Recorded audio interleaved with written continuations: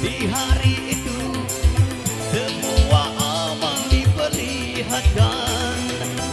Hari berbangkit, hari yang teramat mendebarkan. Di hari itu pahala dan dosa diperhitungkan. Celaka, celaka bagi siapa yang suka mengingkarinya. Celaka, celaka, celaka, celaka bagi siapa yang suka berbuat dosa.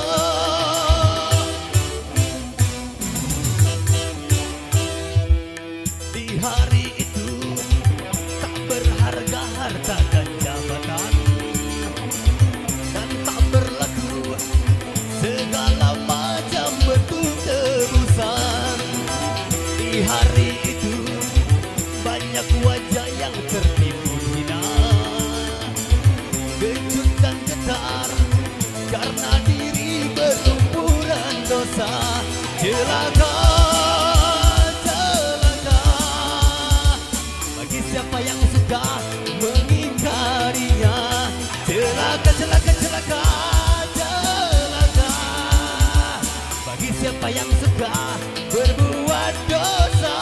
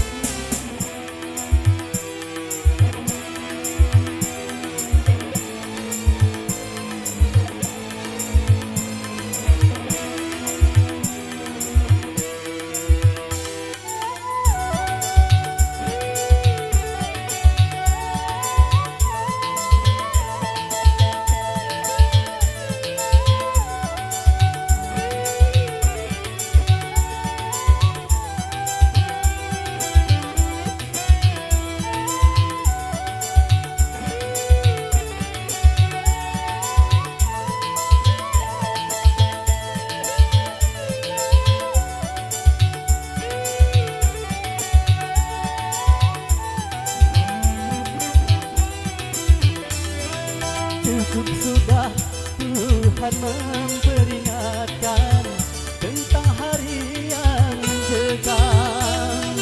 Mengapakah tidak kau persiapkan bekal hari yang mencekam?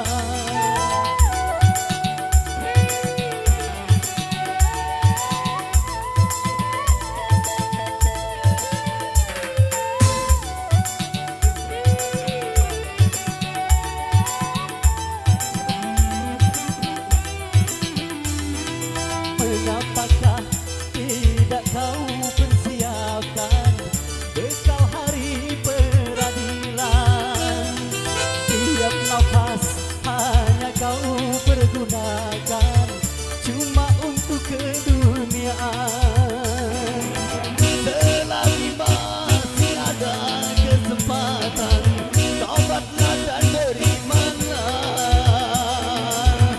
Bila nyawa sudah di kerongkongan, tertolak penyesalan.